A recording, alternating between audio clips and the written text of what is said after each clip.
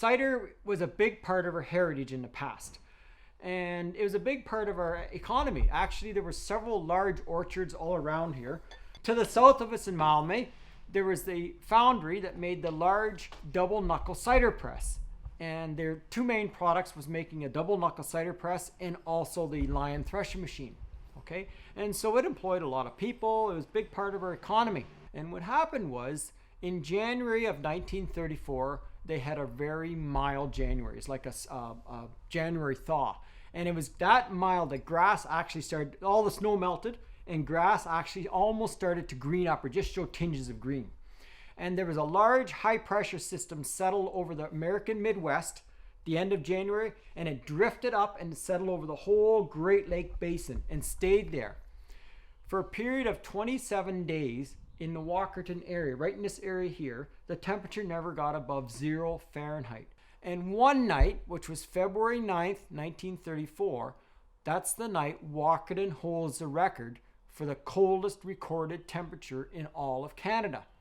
Now, when I say recorded, I'm saying it was a temperature they accepted. I'm sure there was other places colder. After you had a mild January, you had some sap moving in the trees and whatnot, and then all of a sudden the temperature snaps down in February, you'd actually cause the limbs and heavy hardwood and bodywood of the trees to actually explode. And that one night was enough to scare the guys, and it ruined enough of the orchards around here that it ruined the orchards they never replanted. And our whole apple industry in this part of Ontario went by the wayside just literally overnight from there.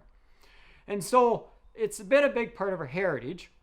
It's coming back now. Obviously, with the revival of cider in the last few years, it's all of a sudden come back. One of the biggest things we really pride ourselves on is innovation. Cider, you can make cider from almost anything. You can make it, traditionally cider's made from apples, you know, and people think of it as apple cider. But we also make a lot of ciders made from perry they call it. A lot of cider can be made from blends of different things. We made cider from grapes. We made cider from all sorts of things like from currants and things like that. Our number one cider was called Gravel Run Cider up until a few years ago. And then we ended up changing that name to 66 Pickup, named after the truck I drive. And what we try to do is on the farm here, we try to include people in everything we do as much as possible. So starting about 2 years ago, we introduced growlers. And what a growler is actually it's 1.89 or 1.9 liters in volume. It's sort of like a mini jug with a little handle on the side. And we fill these up with cider, and people can buy them in the basement brand new with cider, and then they can rinse it out, bring it back, and refill it from there. And so really what we're after is we're trying to have that interaction where people can feel part of the process.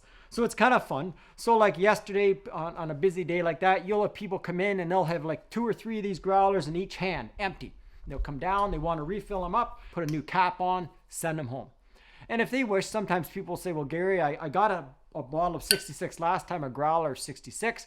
I want to try something different this time. If they change it, we'll switch the label to whatever they want. It's just a fun way of experience.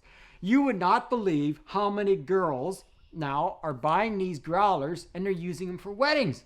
And it's really cool. But a lot of girls will buy growlers and they'll set like one growler of 66 on each table plus another growler of maybe 3 in the tree, another one of our ciders, things like that. But we also have another one called Forget the Roses. This is actually an apple raspberry. It's kind of a cool, unique one this year. We have another one called 3 in the Tree, which is a grape apple pear. And we have another one called Rusty Bling, which is a red apple or crab apple, and all the way down the line. We do a ton of experimenting every year. We're constantly bringing out new products. And as we do, sometimes we'll drop off an old one or we'll rotate from there. Oh, I should show you pictures of the wine. What's the different wine offerings you guys have? Maybe go a little bit. Okay. Okay.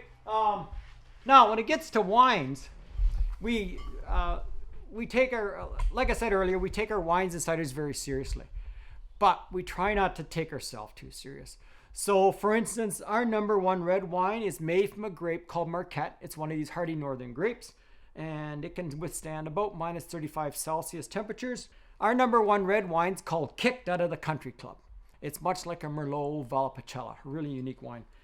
We also make white wines, Dusty White Glove, made from Frontenac, and Maid's Night Off, and all the way down the line. You can check them on our website. This is a new wine this year. This one's made from rhubarb. We haven't got a label. We just labeled this the other day. Whenever we come up with a new product and we don't have a label for it, the first thing we do is we put it on a white label. Or white, sort of like the old Beatles album from years ago, the White Album. Same sort of thing. This one's rhubarb, pure rhubarb. It almost looks so clear, it's almost like moonshine or something. It almost has an illegal look to it. We call it hanky panky. And there's a story that goes with every one of these wines. This one, I think you got to be a little careful with. This one. Anyways, this is pure rhubarb. And then as I said earlier, we have a new one coming out this year. We have a dandelion coming out. And we're also doing some work with maple as a different form of blend from there.